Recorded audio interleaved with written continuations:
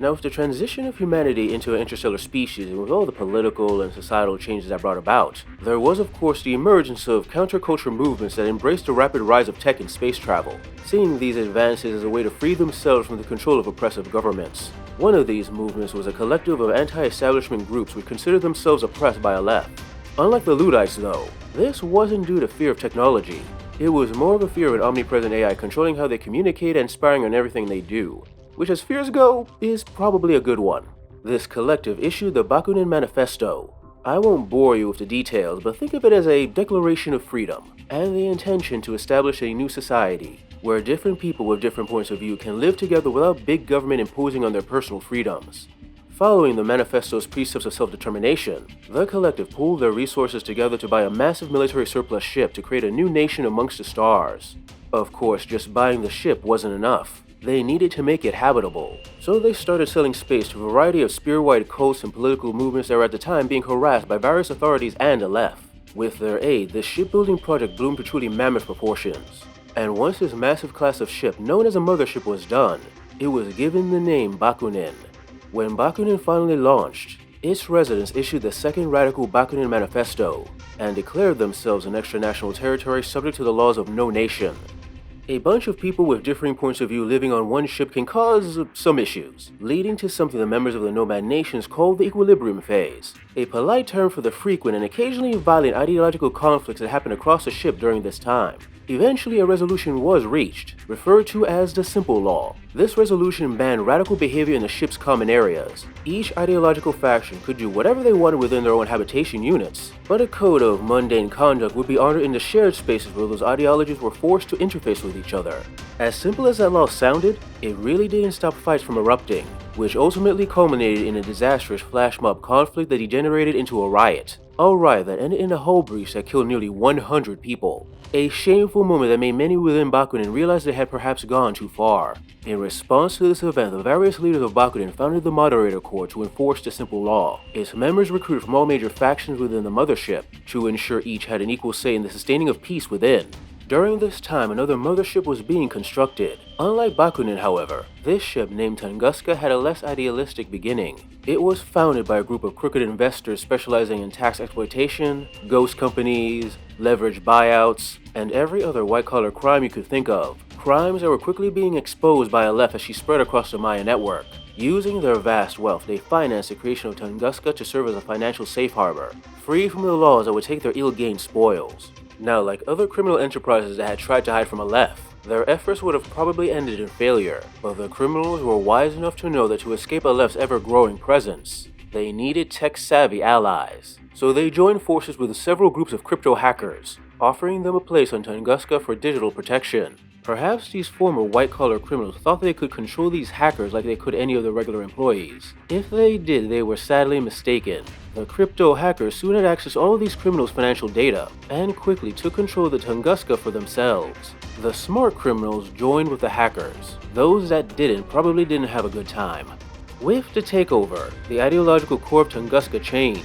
Their new goal was nothing less than to solve the underlying faults in the socio-economic systems of the Sphere by freeing them from the whims of the state and the stifling control of Aleph. In other words, they wanted to fight the power.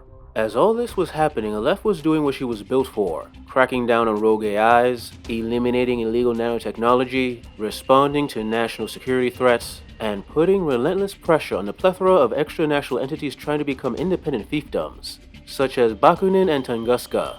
Instead of facing a choice between destruction or kowtowing to Aleph, the leaders of Tunguska thought of a third way. They realized that a strong coalition could petition O12 to recognize them as a legitimate nation-state, with all the protections that came with it. With Bakunin and eventually even the mothership Corregidor on their side, they renamed themselves the Nomad Nations, and seized the attention of the human spirit with the fourth radical Bakunin Manifesto, which was broadcast throughout Maya in the form of an instant message virus that I'm sure annoyed Aleph quite a bit.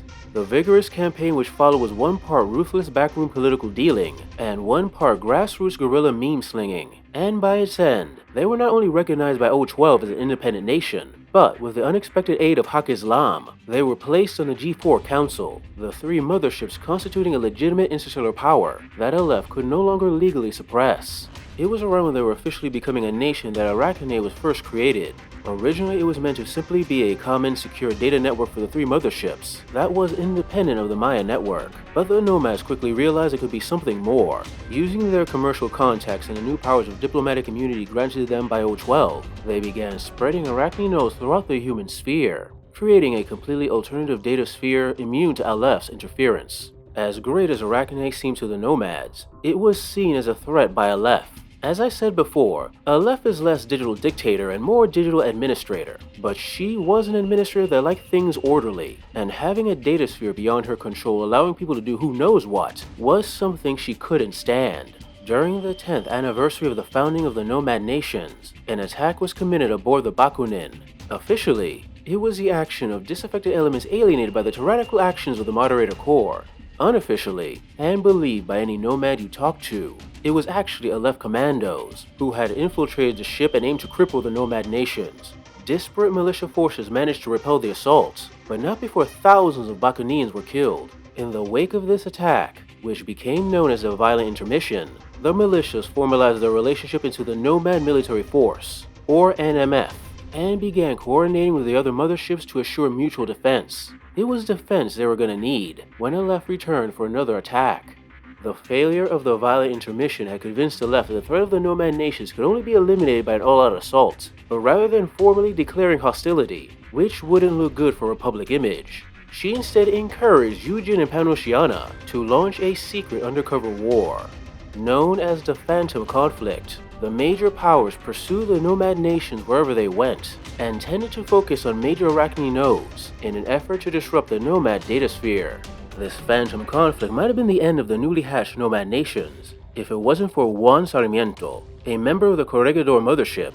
Sarmiento had been a guerrilla leader, a smuggler, and even a contract killer for various intelligence agencies, and he brought this rather brutal life experience into his command of the Nomad Nations forces. He knew that taking on Eugene and Panosiana in a fair fight was suicide. Thankfully, he had no plans to fight fair. The Nomads didn't just fight dirty, they were practically filthy, fighting in a manner that was just on the cusp of what O12 would have considered war crimes.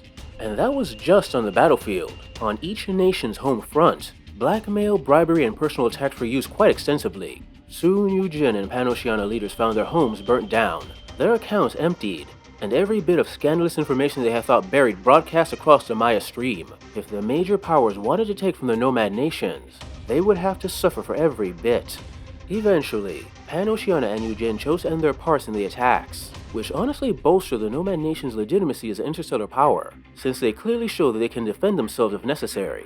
As for Aleph, she is no longer openly hostile to the Nomad Nations, but the leaders of the Nomads are always on the lookout for her agents, sure that the AI is working in the background to bring down their bastion of freedom. Well, that's the Nomads out of the way. I think we got the major powers summed up. Guess it's time to dive into a bigger conflict that shaped human space, the Neo-Colonial Wars. Hey guys, I hope you enjoyed this next part in the story of Infinity. The hyper-futuristic anime and high-tech sci-fi future-inspired setting that's honestly kind of cool the more I learned about it. If you like this video, please like, subscribe, comment, press the little bell so that YouTube guys know I exist and hopefully more people see this content and get to know about this universe. If you really like it and if you have the cash and you're inclined, please also consider giving a little money my way to my Patreon and my Ko-fi account.